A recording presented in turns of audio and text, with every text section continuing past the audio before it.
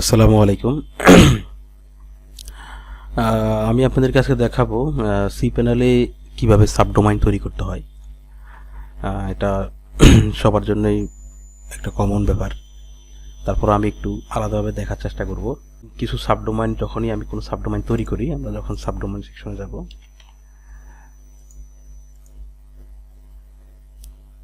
আমি এখানে সাবডোমাইনে চলে আসলাম। আমি একটা সাবডোমাইন তৈরি করছিলাম blog.myhostiT.com। তো এখানে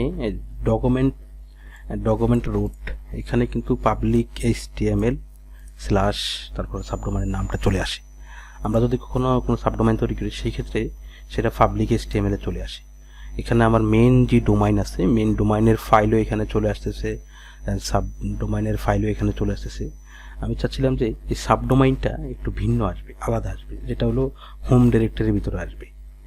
হোম ডিরেক্টরির ভিতরে আমরা যদি এখানে সাবডোমাইন তৈরি করি, সেটা আমাকে বলতেছে যে পাবলিক HTML এর এখানে যাই। এখানে আমরা যদি ডিরেক্টরিটা দেখি যে ডকুমেন্ট রুট, এখানে পাবলিক HTML/ব্লগ। আমি চাচ্ছিলাম যে এটা সম্পূর্ণভাবে হোম ডিরেক্টরির ভিতরে আসবে। তো আমাদেরকে যেটা করতে হবে সেটা হলো WHM-এ যেতে হবে। ওইখান থেকে এখানে যে টোয়েক সেটিংয়ে যেতে হবে, তারপরে এখান থেকে ডোমাইনে যেতে হবে।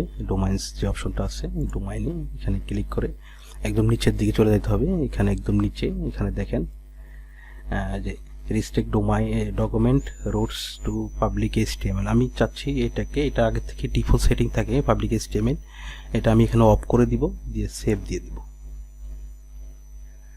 আমি এখানে সাবডোমেনের ফেসটা যদি আমি এখন রিলোড দিই, আমি এখানে পাবলিক HTML-টা থাকবে না।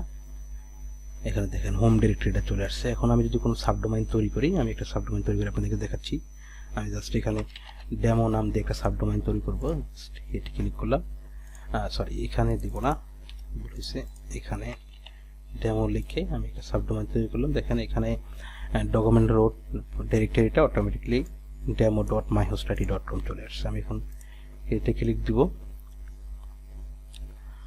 অলরেডি একটা সাবডোমেইন আছে আমার, সরি আমি ডেমো 12 দিয়ে একটা নাম দিলাম, এটা দিলাম জাস্ট আপনাদের দেখানোর জন্য আমি এটা করতেছিলাম। আমার সাবডোমেইনটা তৈরি হয়ে গেছে। আমি ব্যাকে ক্লিক করব, আমার পাবলিক HTML এসে এখানে আমি রিলোড দিব। এখন দেখেন আমার আমি যেই সাবডোমেইনটা করছি সেটা কিন্তু আমার এই পাবলিক HTML এর ভিতরে নাই। পাবলিক HTML-টা ডাইরেক্টলি এই যে হোম ডিরেক্টরিতে চলে আসছে। আমি যদি এখানে হোম ডিরেক্টরিতে ক্লিক করি তাহলে আমি দেখতে পারবো এখানে আমাদের সাবডোমেইনটা, এদের দুইটা সাবডোমেইন এখানে চলে আসছে। আমি যদি আমার এই সাবডোমেইনটাতে ঢুকি, আমি এখান থেকেও যেতে পারবো।